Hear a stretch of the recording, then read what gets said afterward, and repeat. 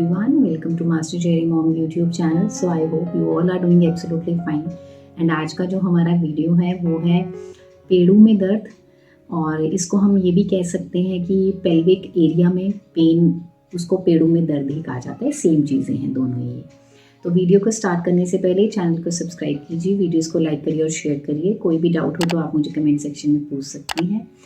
And आपका जो भी क्वेरी होगा उसको सॉर्ट आउट करने का, आंसर करने का डेफिनेटली पूरी कोशिश होती है हमारी कि हम उसका आंसर ज़रूर दे पाएँ।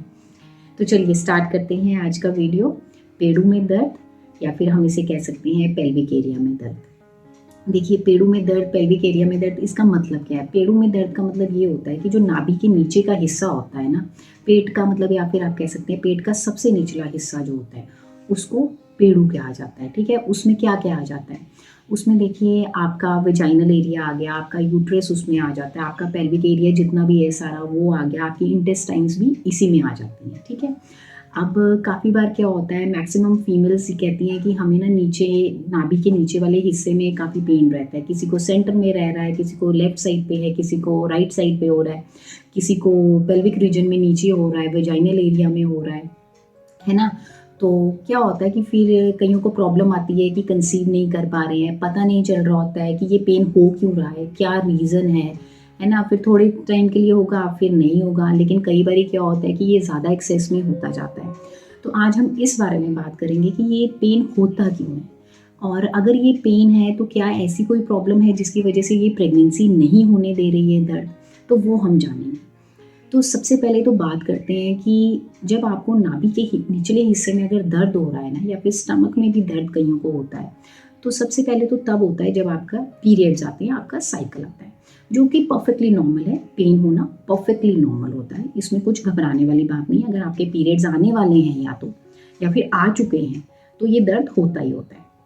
फॉर एग्जाम्पल, अगर मैं अपनी बात करूँ तो जैसे अगर मुझे पीरियड्स आने वाले होते हैं तो मुझे 1-2 दिन पहले से ही मुझे पेट में दर्द होना शुरू हो जाता है। तो मैं सोचती हूँ मैंने कुछ गलत नहीं खाया है, लेकिन फिर मुझे धीरे धीरे फिर पता चला, आफ्टर डिलीवरी ये मेरी बॉडी में चेंज आया था।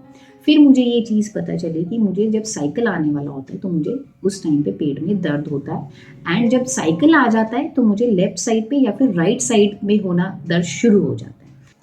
ठीक है, तो अगर ये पीरियड्स के टाइम पे पेन है तो ये बिल्कुल नॉर्मल है, इसमें घबराने वाली कोई बात नहीं है। हाँ, आप इस दर्द को अगर दूर करना चाहते हैं या फिर रिलीफ चाहते हैं तो आप ऐसा करिए कि आप हॉट वाटर ले लीजिए और उससे आप हल्का हल्का सेक दीजिए अपने जहाँ पे आपको पेन हो रहा है निचले हिस्से में। ठीक है, तो इससे आपको काफ़ी रिलीफ मिल जाएगा। अब नेक्स्ट बात करते हैं, जो सेकंड बात सिम्टम, जो सेकंड बात जो आएगी वो ये होती है कि अगर आपको पेन हो रहा है रिलेशंस बनाने के टाइम पे, अगर जैसे आप इंटीमेट हुए हैं, आप रिलेशंस बना रहे हैं अपने पार्टनर के साथ, और अगर फिर आपको पेन हो रहा है आपके वेजाइनल एरिया में, तो इसका मतलब ये होता है कि डिफरेंट काइंड ऑफ इन्फेक्शंस होते हैं, डिफरेंट टाइप्स ऑफ प्रॉब्लम्स होती हैं जिनकी वजह से ये प्रॉब्लम आपको पेन आ रहा है या फिर रह रहा है।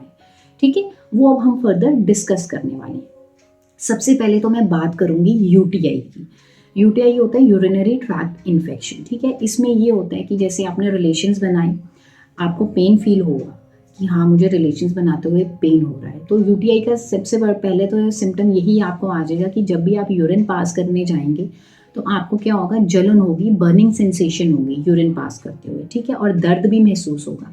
सेकंड, आपको बार बार दिल करेगा कि आप यूरिन पास करने के लिए जाएं। ठीक है, तो इस वजह से भी आपको पेड़ों में दर्द हो सकता है, नाभि के निचले हिस्से में आपको दर्द हो सकता है। ठीक है, इवन फीवर भी आ जाता है कई बार। तो आप इसको कैसे करेक्ट कर सकते हैं? देखो, एक तो ठंडी चीज़ें खाओ, जैसे लस्सी पी लो, फिर जब हम चावल उबालते हैं तो जो चावलों का पानी होता है उसको पीजिए, उससे भी बहुत आराम होता है। एंड साइड बाय साइड आप डॉक्टर को दिखाइए, वो आपको एंटीबायोटिक्स रिकमेंड करेंगे, उससे भी आप ठीक हो जाएंगे। अब जो नेक्स्ट है वो होता है फिब्रॉइड्स और एंडोमेट्रियोसिस। अब फिब्रॉइड्स का क्या इश्यूज होता है? फिब्रॉइड्स जो होते हैं ना, ये हमारे जो यूट्रस होता है उसी के आगे पीछे ऊपर नीचे, मतलब साइड्स में या फिर अंदर भी ग्रोथ होती है। ये फिब्रॉइड्स बन जाते हैं छोटे छोटे। ये छोटे भी हो सकते हैं, बड़े भी हो सकते हैं, किसी भी साइज़ के हो सकते हैं। ठीक है, ऐसा नहीं होता है कि अगर आपको फिब्रॉइड्स हैं तो आप बर्थ नहीं दे सकते हैं। You can give a birth, that is perfectly fine. लेकिन ये क्या होता है, अगर फिब्रॉइड्स होते हैं तो ये आपको, एक तो आपको हैवी ब्लीडिंग होगी, आपको पेल्विक एरिया में, पेड़ों में दर्द भी बहुत देता है, कॉन्स्टिपेशन भी बहुत इश्यूज आ जाते हैं, और आपको ना यूरिन बार बार पास करने की भी एक अंदर से अर्ग होता है, एक तलब होती है कि मैं बार बार यूरिन पास करूं, ठीक है।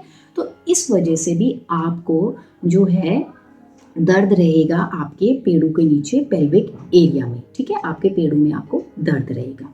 अब आप इसको ठीक कैसे कर सकते हैं, जैसे फिब्रॉइड्स हैं, आप क्या कर सकते हैं, जैसे आंवले का पानी पीजिए, आंवला होता है ना, उसका जूस लीजिए, एम्प्टी स्टमक डेली पीजिए, ये आपको बहुत हेल्प आउट करेगा।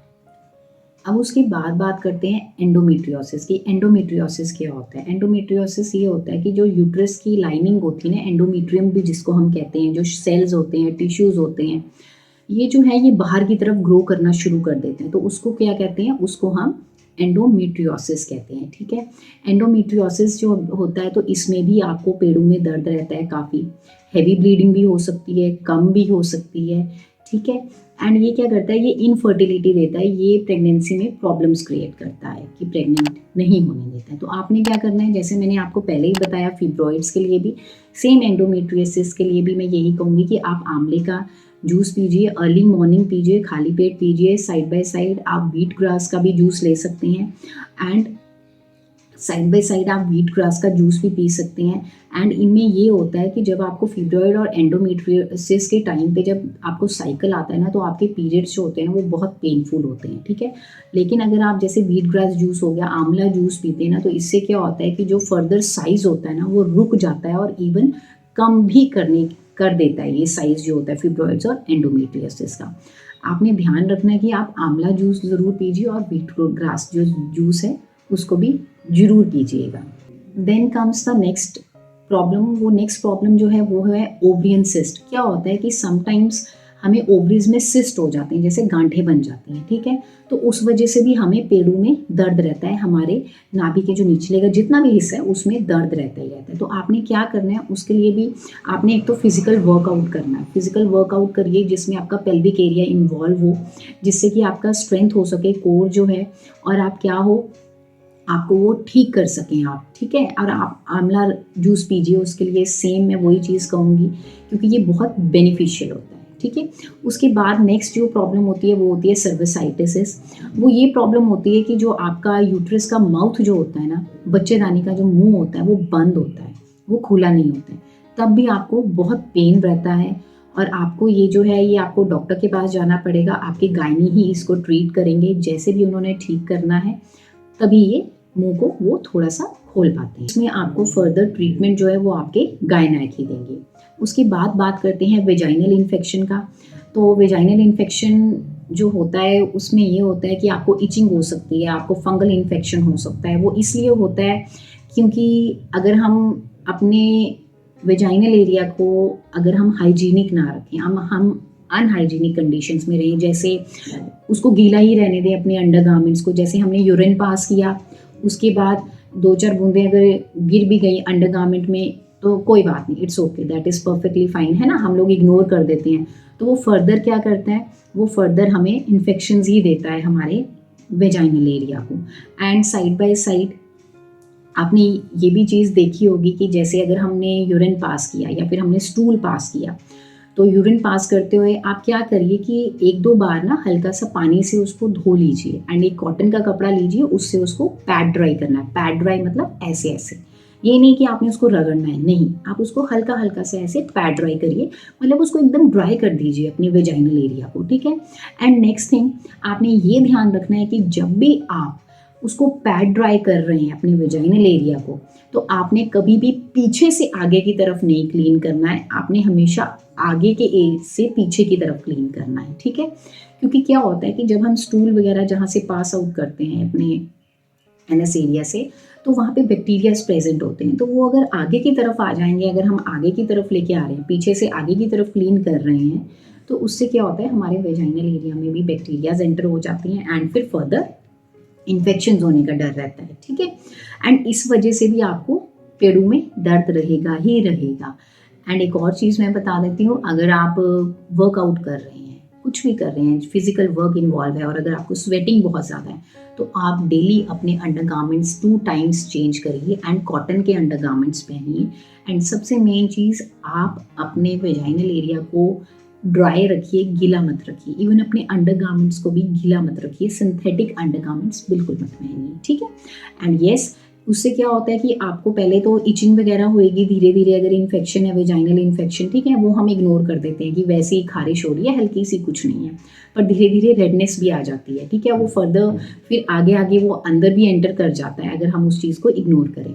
तो जैसे ही आपको थोड़ा प्रॉब्लम फील हो रहा है, आपको जलन जैसी फील हो रही है नीचे अपनी थाई एरिया में भी, अंदर की तरफ इनर थाई एरिया में, वेजाइनल एरिया के पास, तो प्लीज़ आप अपने डॉक्टर के पास जाइए, उनको कंसल्ट करिए। वो आपको डेफिनेटली एक एंटी एलर्जिक और साइड बाय साइड आपको एंटीबायोटिक्स देंगे जिससे कि आपको प्रॉब्लम ना हो, ठीक है। इस वजह से भी आपको पेन रहता ही रहता है। तो ये डिफरेंट चीज़ें जो मैंने आपको बताई हैं प्रॉब्लम्स, इनकी वजह से पेल्विक एरिया में पेन रहता है। तो ये चीज़ें आपने देखनी है और ये आपको तभी पता चलेगा अगर आप नोटिस आउट कर रहे हैं या फिर आपको पेन रह रहा है। आप एक डॉक्टर को कंसल्ट ज़रूर करिए, क्योंकि डॉक्टर ही आपको फर्दर क्लियर आउट करेंगे क्या प्रॉब्लम है और क्या नहीं है, ठीक है।